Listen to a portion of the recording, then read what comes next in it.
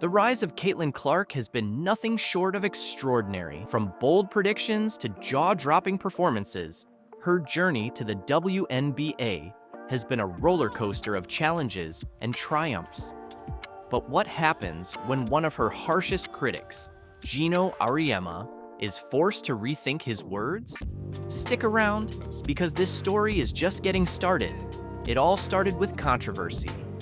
On a popular sports show, legendary coach Geno Auriemma didn't hold back his thoughts about Caitlin Clark and her fans. He questioned their grasp on reality, calling them delusional for thinking she could dominate the WNBA. The delusional fan base that follows her disrespected the WNBA players. According to Geno, Clark wasn't prepared for the physical intensity of the league or the seasoned defenders she'd face. Her outspoken personality, he suggested, might even work against her. Criticism wasn't new for Caitlin. She had been under the microscope since her college days at Iowa, where she dazzled with incredible scoring, unmatched shooting range, and a leadership style that turned heads. By the time she entered the 2024 WNBA draft as the #1 pick, she had already become a household name. But for skeptics like Auriemma, her college success didn't guarantee she would thrive in the pros. Even Diana Taurasi, another basketball legend, echoed the doubts, saying Clark might be in for a reality check when facing seasoned players. Fans were divided. Supporters pointed to her relentless drive and basketball IQ, while critics doubted she could handle the transition. Social media buzzed with debates, with many wondering if Clark could prove her doubters wrong. Caitlin wasn't about to let the noise distract her. She approached her rookie season with focus and determination, proving that actions speak louder than words. By the end of the season, she had flipped the script. Her performances were electrifying, leading the Indiana Fever with averages that shattered records: 19.2 points, 8.4 assists, and over 5 rebounds per game. Clark's court vision and ability to elevate her team stunned everyone. She not only met expectations, but completely surpassed them. Her season was packed with unforgettable moments, from game-winning shots to triple-doubles that had fans and analysts buzzing. Social media couldn't get enough, and highlight reels of her incredible plays flooded timelines. Even her harshest critics began to take notice. Geno Auriemma, once one of her loudest doubters, found himself reevaluating his stance. Known for his strong opinions, Auriemma surprised everyone when he praised Clark's ability to adapt and thrive in the WNBA. He acknowledged her impact on the league, calling her a phenomenon who had changed the conversation around women's basketball. Clark's return to Iowa for a game between the Hawkeyes and Drake Bulldogs was a testament to her influence. The sold-out crowd celebrated her achievements, with fans and former teammates cheering her on. A tribute video highlighted her journey, featuring heartfelt messages from stars like Paige Buchers and Juju Watkins, as well as her college coaches Lisa Bluter and Jan Jensen. It was a full-circle moment for the young star. But the most surprising part? The way critics like Auriemma shifted their tone. What once seemed like a long shot had become undeniable. Clark's rookie season wasn't just a showcase of her skills. It was a defining moment for women's basketball. It forced even seasoned voices to recognize the arrival of a new era. Caitlin's story is far from over. As she gears up for the next season, the pressure is on to build on her incredible debut. But if her journey so far has taught us anything, it's that she thrives under pressure. Her impact goes beyond statistics, drawing new fans to the game and inspiring the next generation of players. What do you think about Caitlin Clark's rise to stardom? Did Geno... Wow, people are done with NaLyssa Smith. Traitor, get her off the team. Adios amigos, as that guy said. NaLyssa Smith, the star of the Indiana Fever, might actually be at the heart of the team's struggles. Hard to believe, right? You're probably thinking, wait, isn't she one of their top players? Well, get ready because we're about to dig into what's really happening with the Fever. So, what's going on with NaLyssa Smith? And why is her future with the team suddenly uncertain? We're about to dive into all the details causing a stir in the Fever's locker room. But here's the twist. It's not what you'd expect. The reasons behind this surprising situation are going to catch you off guard. No, I believe truly in my heart that connected teams are winning teams. And so people who fit, players who fit the culture of the Indiana Fever and where we are and where we're moving towards. You know something's up when a new coach starts emphasizing culture and everyone embracing their roles, right? Well, that's exactly what happened when Stephanie White took over at the Indiana Fever. Let's go back to her first press conference. It was all smiles and big ambitions. But something didn't quite add up. White kept going on about building around a core group of 3, and it felt a bit off. Caitlin Clark, a generational player, and Aaliyah Boston, certainly when you think about back-to-back Rookie of the Years and what each of those players have done up until this point for their universities, in the game of basketball, for the women's basketball culture and community. It's unprecedented. And to be able to work with those guys and Kelsey Mitchell, who I think has weathered the storm of Indiana Fever basketball, and I felt like had the best year of her career, this year. And really, when you think about teams, you think about a core 3, right? You think about a big 3, and to be able to work with that big 3. But wait a minute. Where does NaLyssa Smith fit into all of this? You'd expect a former number 2 overall pick to be front and center, right? But no, Smith's name didn't even come up. You might be thinking, maybe she just forgot to mention Smith. But let's be real, this is a player who was supposed to be the future of the franchise. We want players that will fit in seamlessly with our core 3, which includes Kelsey Mitchell. We want players to fit in seamlessly with the core 3. We want players that will play a role and will embrace their role. And we want players that will fit in with the culture and the team. The new coach kept emphasizing words like unity and commitment. Pretty subtle, right? It felt like she was sending a message without saying it outright. But White didn't stop there. She kept talking about what she wants in a player. She made a point of saying that success isn't just about individual talent. It's about a team's willingness to go to battle together every single day. Is it just me? Or does that sound like she's taking a direct shot at someone? Because every single thing that she described wanting to build around Kelsey Mitchell, Caitlin Clark, and Aaliyah Boston is the opposite of what NaLyssa Smith is. It gets even more interesting. White started outlining what she wants in her ideal player, and it was almost as if she was reading off an anti-NaLyssa checklist. She mentioned wanting players who can embrace their roles and fit in seamlessly with the core 3. Ouch, that's got to sting if you're Smith, right? Well, it's becoming pretty clear that White's vision for the Fever's future doesn't seem to include Smith. She's focused on building a team of players who are fully committed to each other and the franchise's long-term goals. And let's be honest, with all the drama surrounding Smith lately, it's tough to see how she fits into that picture. To another level. You've got incredibly talented players right here in Caitlin and Aaliyah and Lexi, a team that was incredibly fun to watch, very tough to game plan against. So I'm glad I'm going to get to work with you guys, work with you ladies instead of... I just hope y'all know the WNBA don't pay my bills at all. I don't even think that pays one of my bills. So I don't know if she's complaining or just stating. Angel Reese faced heavy criticism from experts after her recent complaints about her WNBA salary not being enough to cover her rent. Apparently, she's struggling on her $73,000 salary, claiming it doesn't stretch far enough to pay for her extravagant $8,000 monthly rent, as if she's living paycheck to paycheck. I am sympathetic to that, but yeah, sports needs villains. I don't have a problem with it. She makes the WNBA more interesting. Reese, regarded as the league's most pampered player, appears to believe she deserves a salary increase, especially since it's been a while since she found herself in another scandal. And now, it looks like we're back to the same situation again. Number one complaint this offseason in the WNBA would be the incessant whining about their minimum wage salaries. I mean, who could it possibly? What exactly are you asking for more money for, Angel? You played less than 10 games this season, while Caitlin Clark put in the effort through 38. You're attracting a crowd of 7,000 fans per game.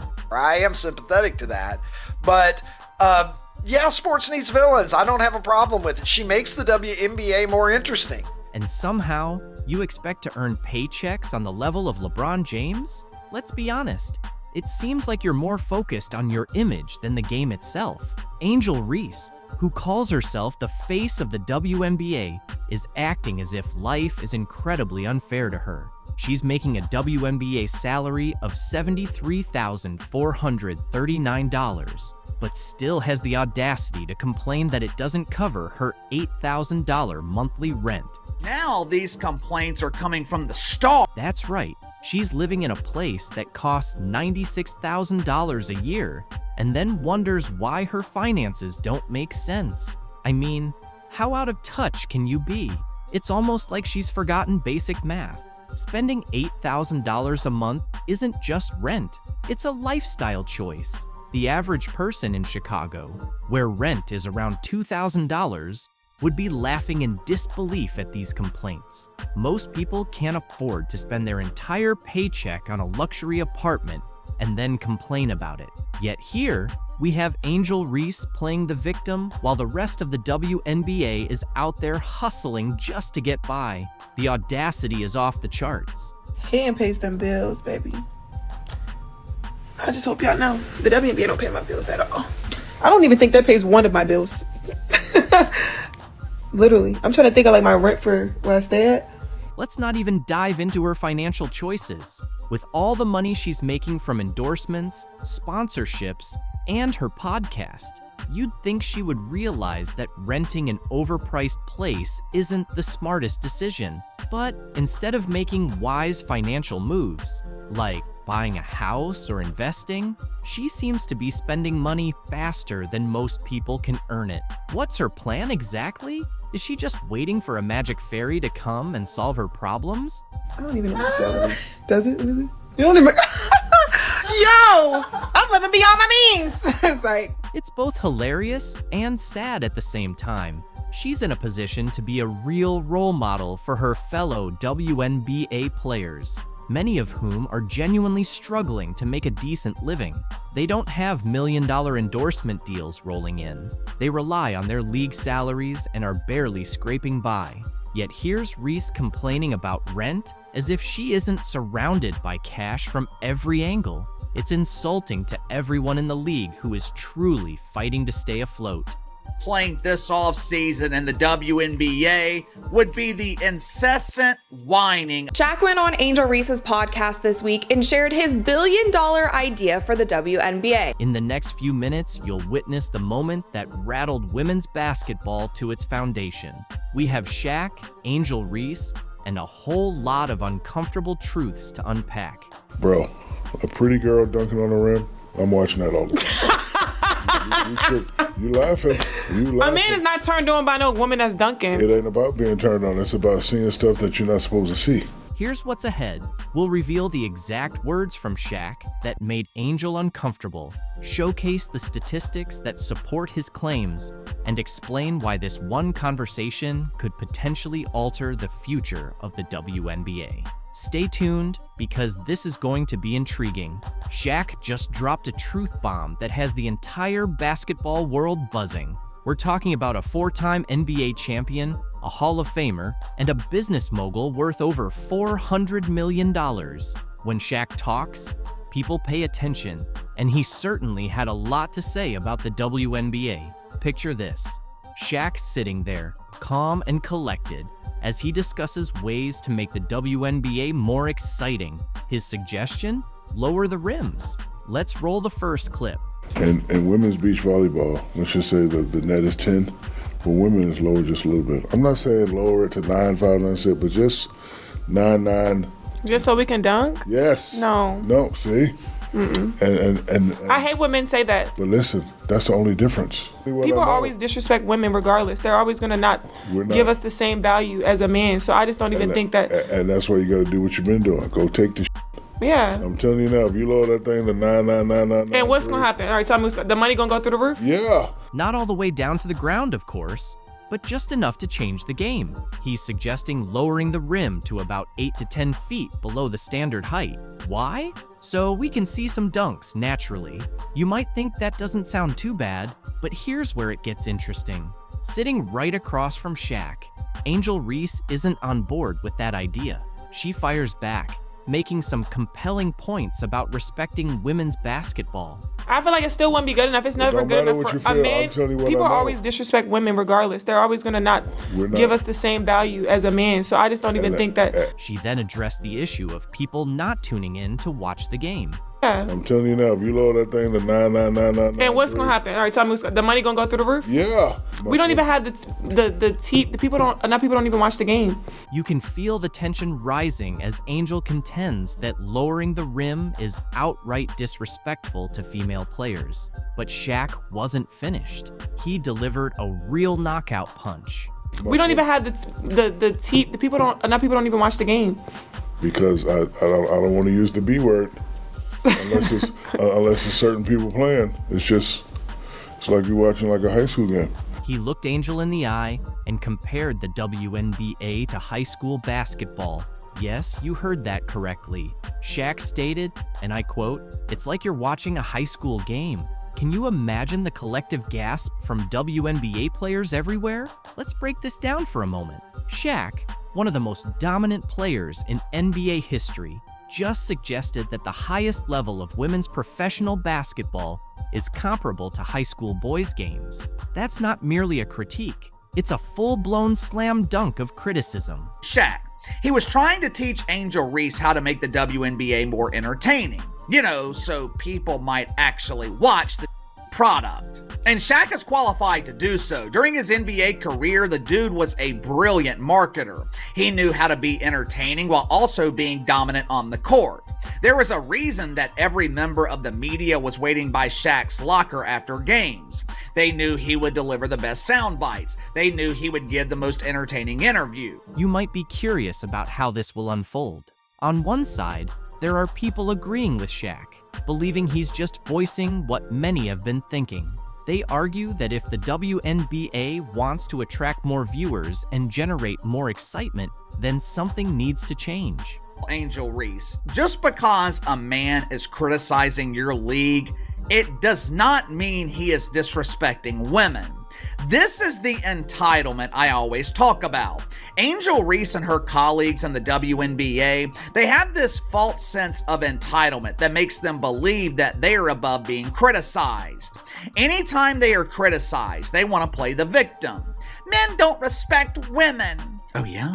On the flip side, there's a large group of upset fans and players who believe Shaq's comments are disrespectful. Finally, before we get to your questions, we have some news to announce. Commissioner Kathy Engelberg, Commissioner of the WNBA, just announced that starting in 2025, the WNBA Finals format will change. The WNBA just dropped a major surprise during the playoffs, and it's all about the Caitlin Clark effect. They're making some huge rule changes for 2025. But here's the big question. Is this too little, too late? Will these changes really make a difference? Clark's early exit from the playoffs left arenas half empty and tanked TV ratings. Now, the league's scrambling to patch things up. But will these new rules actually fix what's broken? Let's talk about Clark's impact. She didn't just play the game, she redefined it. With 62 records broken, packed arenas, and TV ratings hitting new highs, Clark and the Fever turned every game into a must-watch. Fans couldn't get enough. Well, I knew the atmosphere was going to be electric when they announced Caitlin's name in the dark and the fans went crazy. Here's the reality. The second Clark was out, everything started to fall apart. Ratings plummeted by 80%, and some games started looking like ghost towns, with empty sections covered up to avoid the bad look on live TV. Let's be real. Are you even shocked? Clark was practically carrying the league, and now she's off the court and on the golf course. Can the WNBA make it without its star player? These new rule changes better deliver? Because right now, things aren't looking great.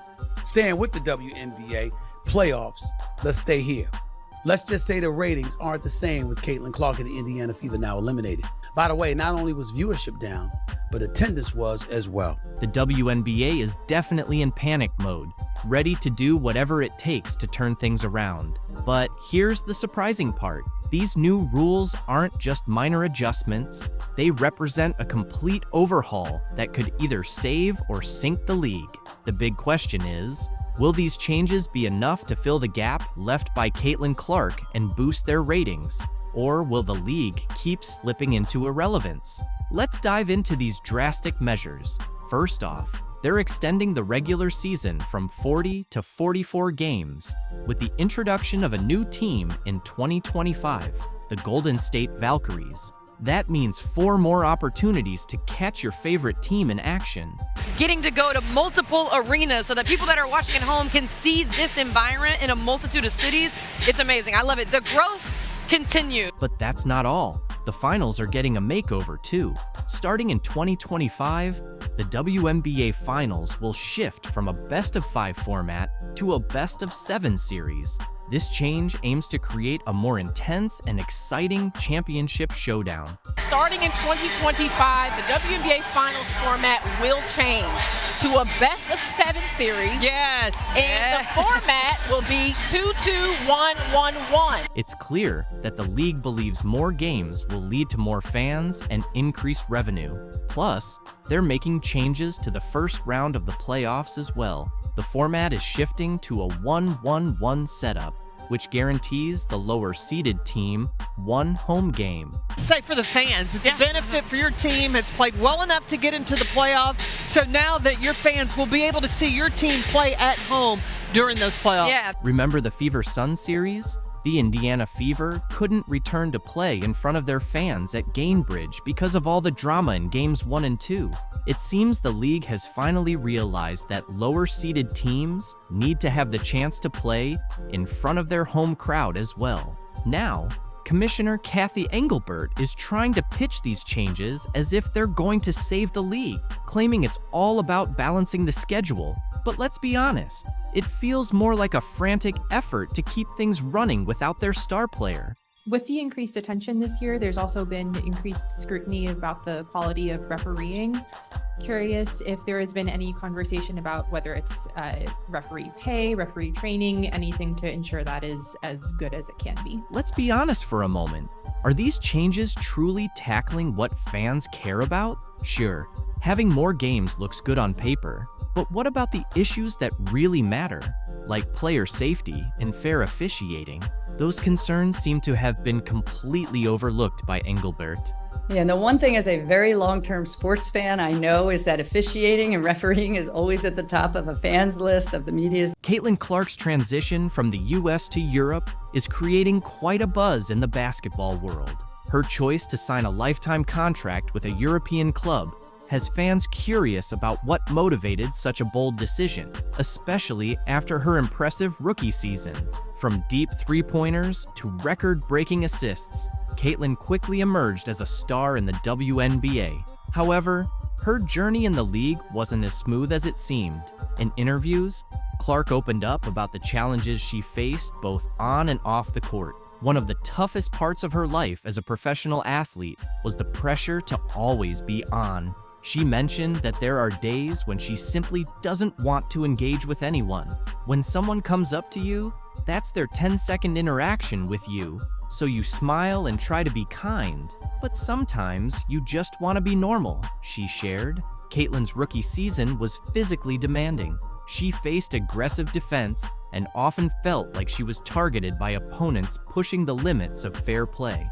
Hard fouls and elbows became all too common, yet she kept her composure, accumulating assists and points while setting records despite the relentless pressure. Additionally, as a young white player in a predominantly black league, Clark encountered subtle but uncomfortable moments from both fans and fellow players. These factors weighed heavily on her and played a role in her decision to seek new opportunities overseas. In Europe, she saw not only a fresh start, but also a chance for personal and professional growth. Playing in a different league would provide new challenges without the constant scrutiny she experienced in the US media. While some critics argue that Clark's move might be premature, others view it as a calculated decision to prioritize her passion for the game without the distractions she faced at home. As Caitlyn embarks on this new chapter, she leaves behind a complex legacy in the WNBA.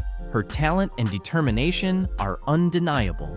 What are your thoughts on this? And Iowa has Caitlin Clark, who's become this huge star.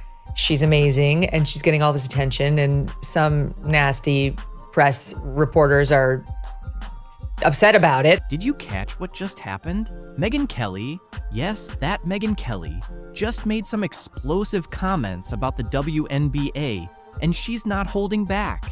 She's calling out the league for treating Caitlin Clark like she's the enemy.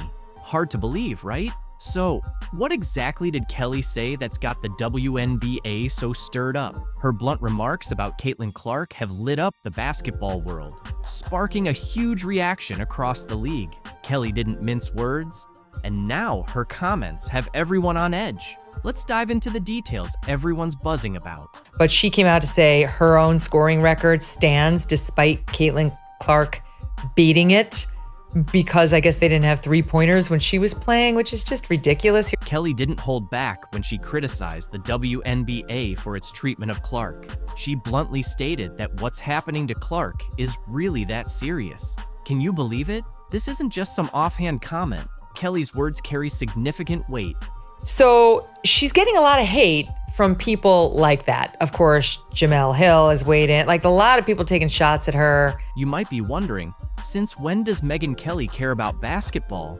And that's a fair question.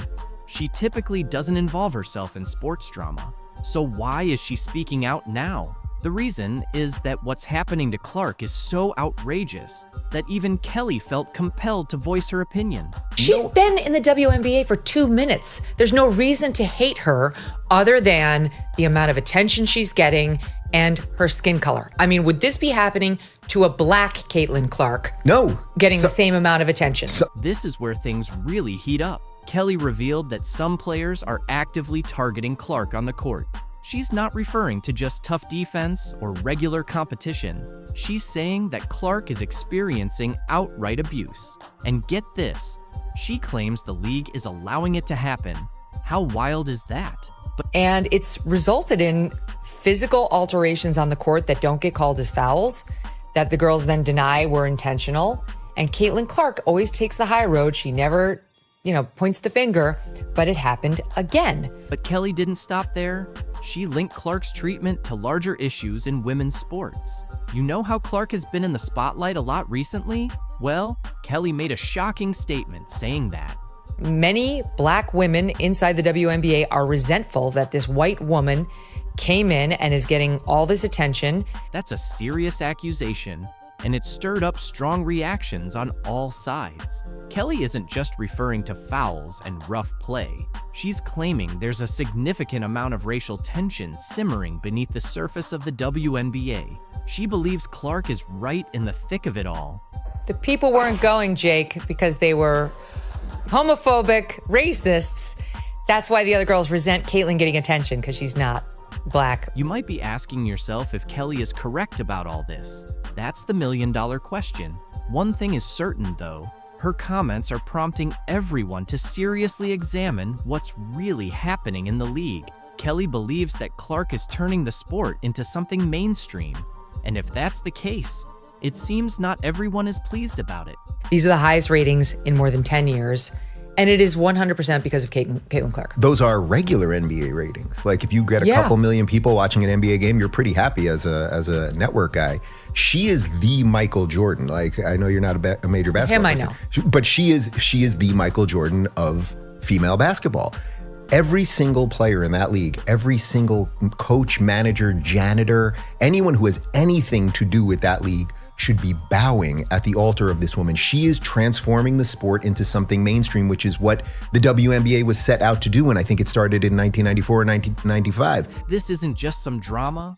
It's a major earthquake rocking the WNBA. And believe me, we're only witnessing the initial tremors. The aftershocks from Kelly's bombshell are going to be felt for a long time. Caitlin Clark's golf debut just made me so upset with the WNBA because the LPGA just did everything that the WNBA should have been doing this season. Caitlin Clark made waves in the world of women's sports, but this time, it wasn't on the basketball court. Her impressive debut at an LPGA Pro-Am event created quite a buzz, leaving both fans and critics amazed. Now, from this event, I have only seen and heard of positive things. I didn't hear one thing about how her fans are toxic. I didn't hear one thing about there being too much spotlight on Caitlin Clark and it should have maybe been on the professional golfers that are there. We didn't hear any of that. While the LPGA rolled out the red carpet for her,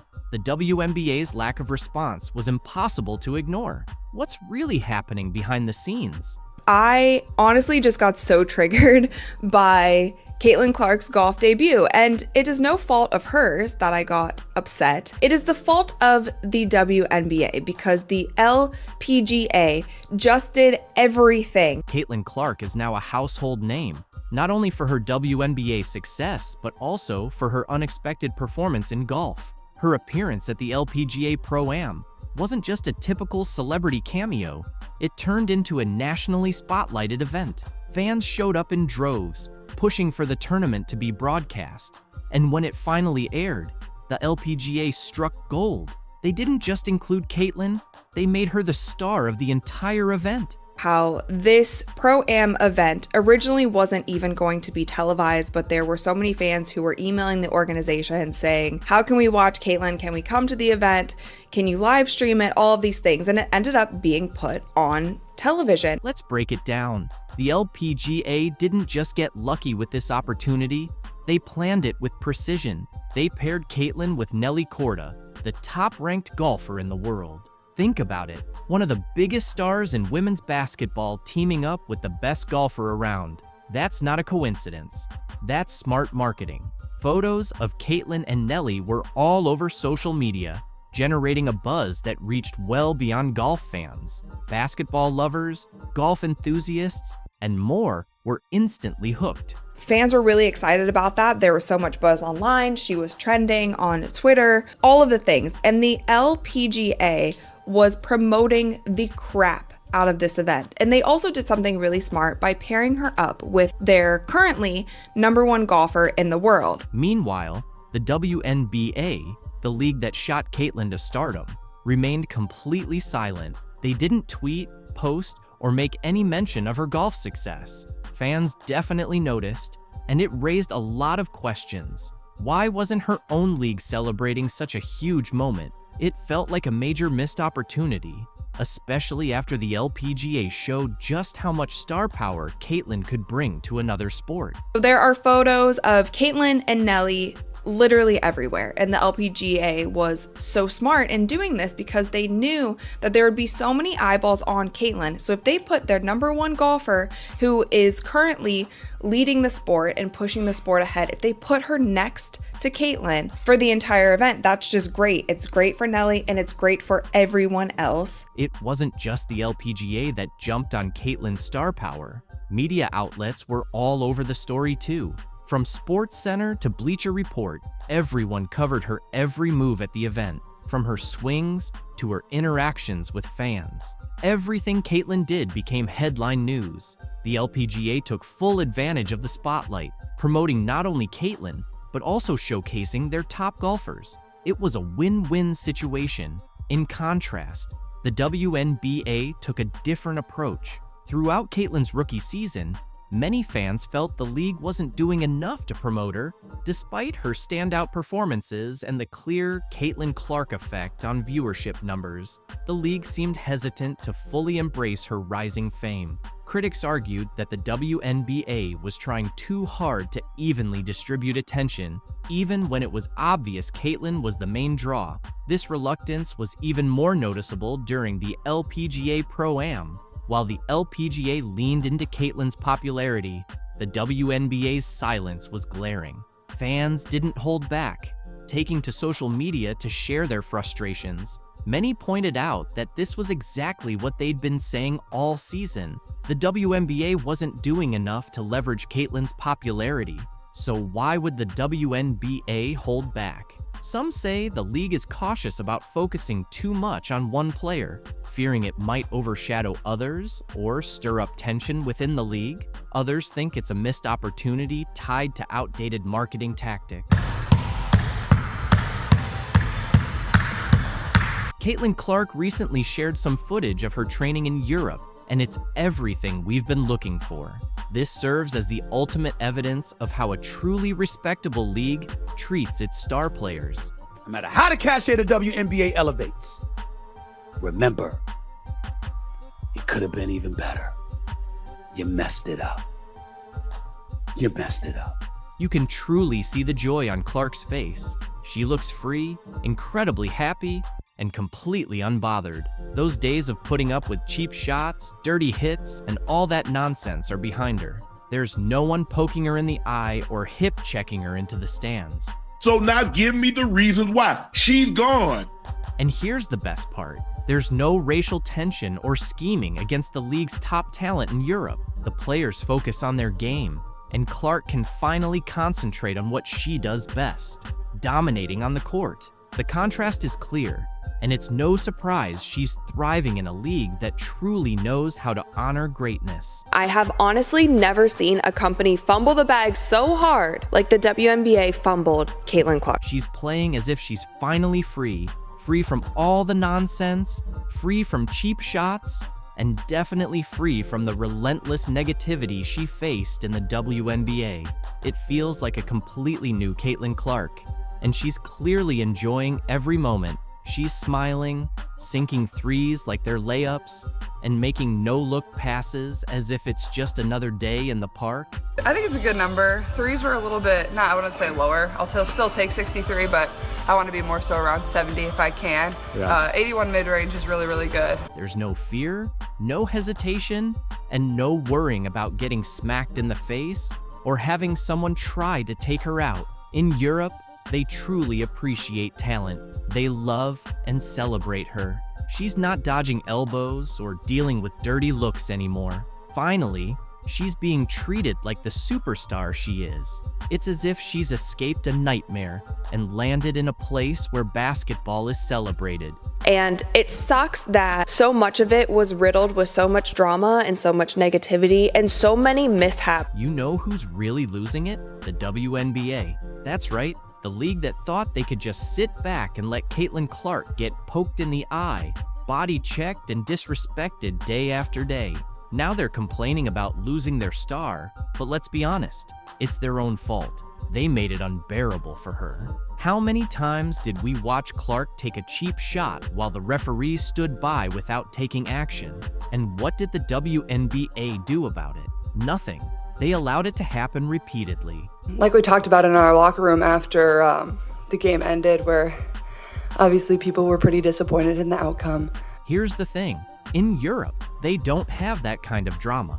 No Chennedy Carter blindsiding her, no Dejonai Carrington going for her eye. No one is trying to take her down just because she's different. She's not facing players who resent her simply because she's a straight white girl excelling in their league. Over there, it's all about basketball. It's pure, it's clean, and it's a genuine league that respects the game, honors talent, and of course, this is a place where players can come and get better and be surrounded by an organization that supports you. They're going to have everything they need to be successful. So the Indiana Fever are about to make a huge move in WNBA history. They're not just aiming for one star player, not even two. They're targeting 10 game-changing free agents who could make them serious title contenders. You might be wondering, how can they afford all that talent? Well, that's where you're mistaken. The Fever have a secret weapon, Kelly Krauskopf. She's back with the team this year, and she's got a bold vision. Kelly's not here to play it safe. She's here to get things done. I know the free agent situation in the WNBA, but are you in a position where you can add some pieces? yes, we are. We're definitely in a position, and I would think that if you are a smart basketball player and you watch the way she plays, you would want to play with her. With her vast network and resources, Kelly is determined to make Indiana the hottest spot in the WNBA. Her strategy is bold, and it's already catching everyone's attention. You won't believe the plans she has in store to turn the Fever into a true powerhouse. You know that moment in a movie when the two main characters finally join forces, and you just know you're about to see something incredible? That's the vibe right now, because Caitlin Clark and Kelsey Mitchell are about to team up for the Indiana Fever. Good thing for women's basketball. I'm playing alongside this kid, so it makes everything, a little bit more dramatic, and like the people are coming out to see this person. So we just do what we can. We embrace it. I'm pretty sure our organization can feed off of it. Let's take a moment to focus on Kelsey Mitchell. Did you know she averaged 19.2 points per game last season? That's not just impressive. That's all-star caliber. And it's not like she had just a few good nights either. After the Olympic break, Mitchell went on a scoring spree, putting up 20 or more points in 7 straight games. Imagine trying to guard someone that reliable. Now, think about Mitchell teaming up with Caitlin Clark. We're talking about two of the top shooters in the game coming together. How are defenses supposed to handle that? Clark's college numbers are through the roof, and her knack for setting up her teammates is incredible. With Clark's playmaking skills and Mitchell's scoring, this could be the most exciting backcourt the WNBA has ever seen. Because Kelsey Mitchell said basketball is a language and you have to get on the same page. Me and Caitlin like to play fast and up-tempo, and I'm always going to align based on how she's playing and how she's going. Here's where things get really interesting. Kelsey Mitchell is a free agent right now. The Fever have to re-sign her, right? But at what price? We're talking about a player who has been the heart and soul of the team. Even the Fever's president said they wouldn't be where they are today without her. That kind of praise doesn't come cheap. So, let's break down what it might actually take to keep Mitchell in Indiana. Spoiler alert, it's a hefty sum. We're talking about a Supermax qualifying offer of around $250,000. That's a big investment, but can the Fever really afford to let Mitchell go? Look, we're going to evaluate everything and have those types of discussions with her. Here's the thing. It's not only about the money, it's about building a championship caliber team. That's where Caitlin Clark comes into play. Bringing her on board isn't just about her own skills. It's about how she can make everyone around her better, especially a scorer like Mitchell. But all signs point to her returning, including her and Clark attending the Pacers and Grizzlies game. You might be wondering if these two can really work together. Won't they end up competing for shots? But that's the best part. Clark isn't just a scorer. She's a true playmaker, and Mitchell has already proven she can thrive alongside other star guards. This isn't about two players battling for the spotlight. It's about two stars joining forces to create something that's even better than what they could achieve individually. Kelsey Mitchell has been an all-star, but she had the stage, the bright lights, and everybody could see what kind of bucket getter she is. Plus, Caitlin draws the defense. Kelsey gets to go one-on-one and put her skills on display.